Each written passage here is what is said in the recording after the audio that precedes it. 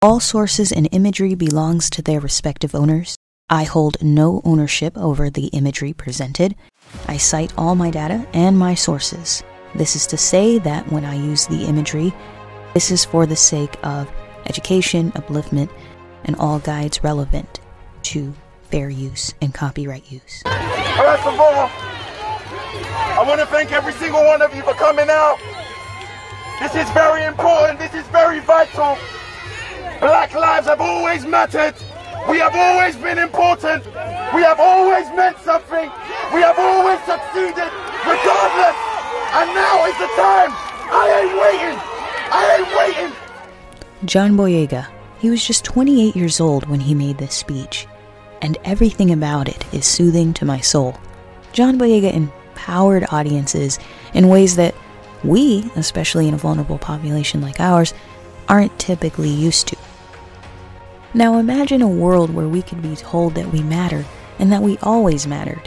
It's not as common sense as you would think, especially because there's so much in this world to prove otherwise.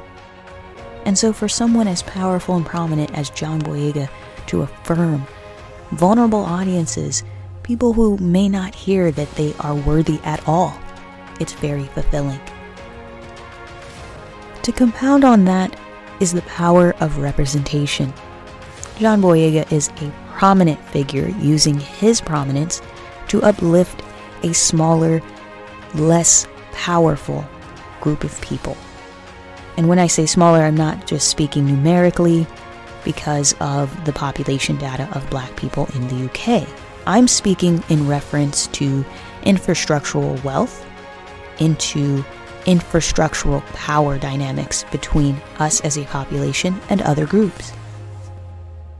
So when someone who is at the top of the social and economic hierarchy speaks to said populations, it means that much more, because audiences will use this powerful key figure as a role model.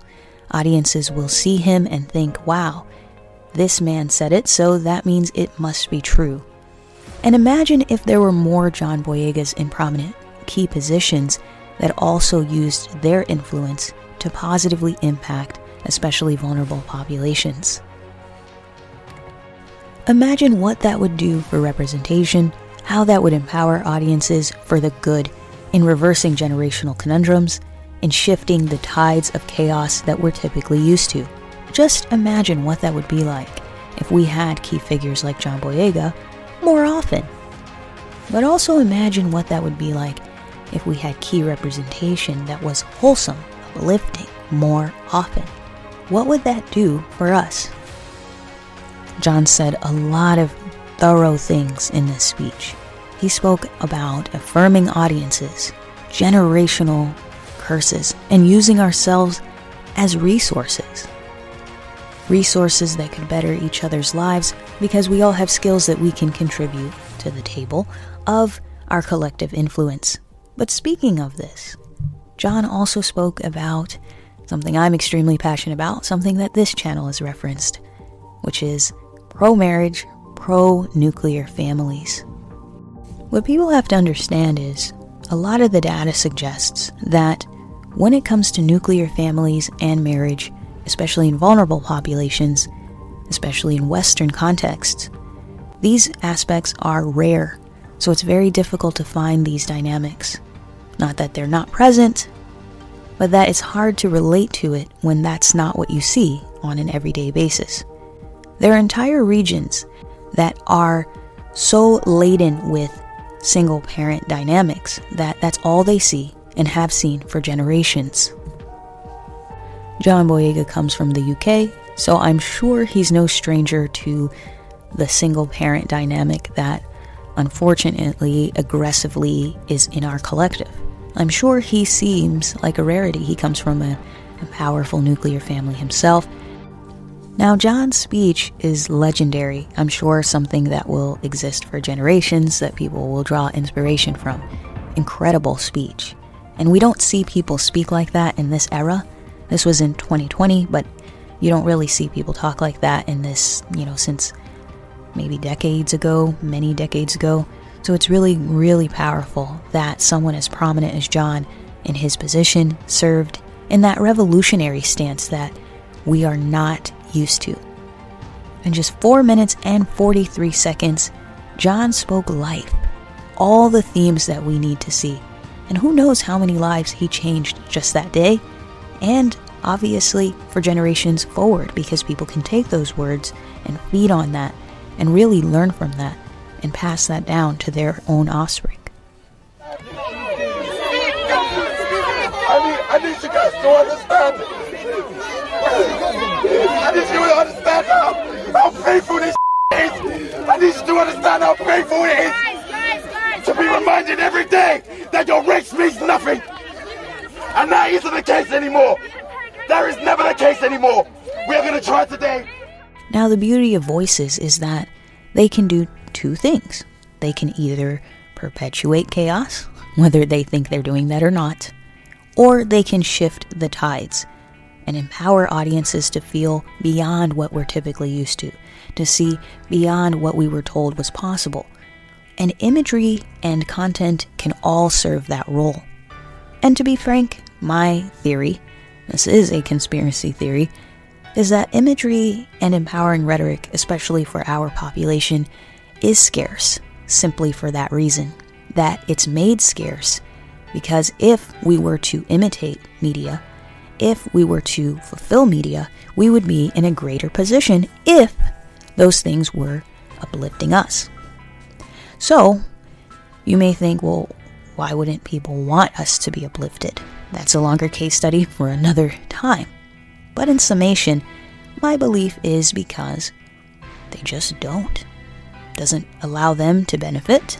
It doesn't allow anyone to feed in a way that makes them feel hierarchically higher on the totem pole, and as such would rather see us on the bottom and utilize sources and actions that perpetuate bottom thinking than anything else.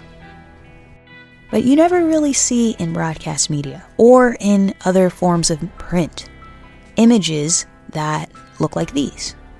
Images that perpetuate these qualities of family, of wholesomeness, the virtue of togetherness. You don't see that when you open magazines. You don't look up to billboards and see images like these.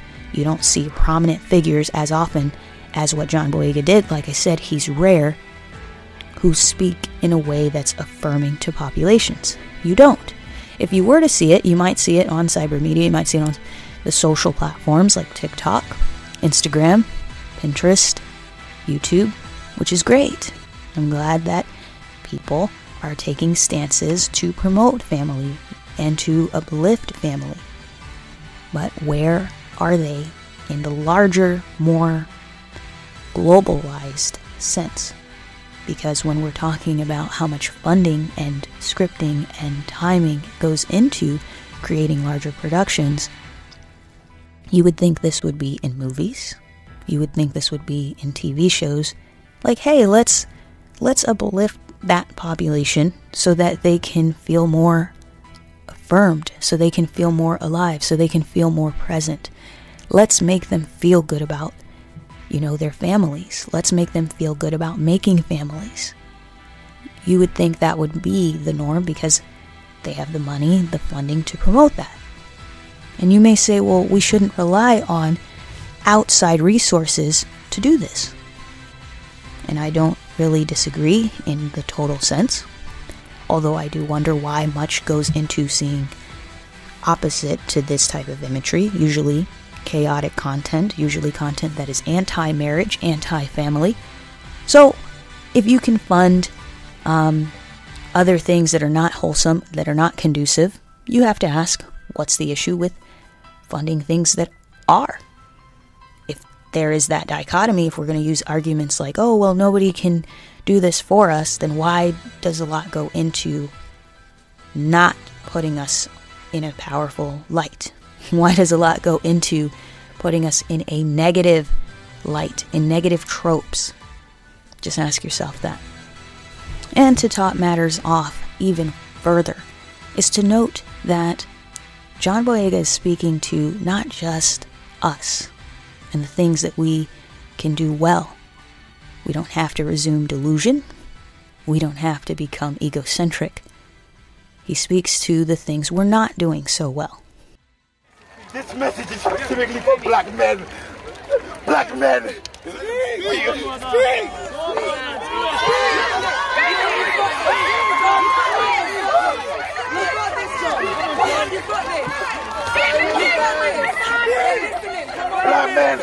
Black men, we need to take care of black women. We need to take care of them. They are ours. They are our hearts. They are our future. We cannot demonize our own. We are the pillars of the family. Imagine this, a nation that is set up with individual families that are thriving, that are healthy, that communicate, that raise their children in love, have a better rate of becoming better human beings. That's it. And that's what we need to create. Facts. Black men, it starts with you. Hey, it's done, man. We can't be trashed no more. We have to be better. Do you not understand? And then you have to ask yourself this. Why do we, within our collective, work to dismantle each other's image? We already have a lack of ideal, familial, socially acceptable, socially commendable imagery that makes us look like actual human beings with souls. We're often promoted as devils. And now, to compound to that, you have people within our group that also speak death over us, that also speak in heinous capacities against demographics within our collective. And that's why John said, hey, we have to see each other as ours, instead of seeing them as them and us as them, and we're all separate from one another. He speaking on a sort of unity that builds community. For John Boyega, unity is community, unity is family, unity is marriage.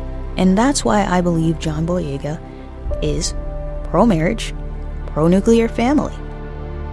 And I'm pro-marriage, and I'm pro-nuclear family, especially for vulnerable populations and undermarried populations, because the issue that we possess is that we're not doing it. So you can't speak to populations that are doing something in droves. They don't have that issue. That's not their conundrum. Our conundrum is the scarcity of collectivism. Our conundrum is that you don't see a lot of rhetoric like John's. You don't see a lot of Johns.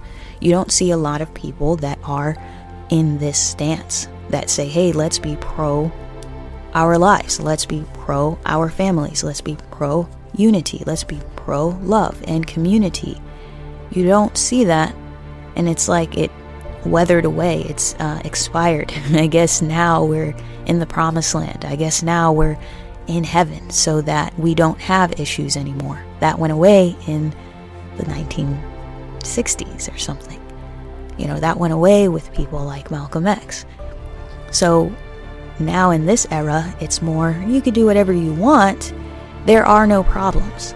And then we wait until there are, people, like the death of George Floyd, who this is what the speech was about. In 2020, when John was in Hyde Park, it was in response to the death, the murder of George Floyd. And so you would think that, moments like that wouldn't trigger this response. You would think people would be aware of these things on deeper levels, but people don't live like that in this era.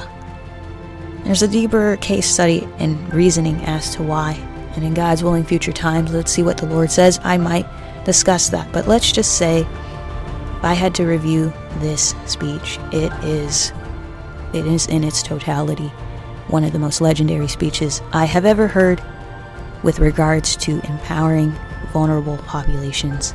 And he's on the money. It's all about, what we can do within ourselves, not just the things we cannot control.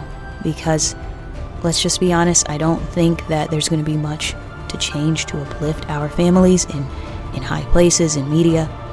But I do think what we can do is in our domestic affairs, in our household affairs, in our home lives, shift the norm of nuclear family dynamics, seeing ourselves in a unified capacity, using each other as resources. Pretty much all that John discussed, we can digest that and fulfill that in our daily lives today. My hope for John is that he finds everything he's looking for. Ideally, he will be in a nuclear family context in his future.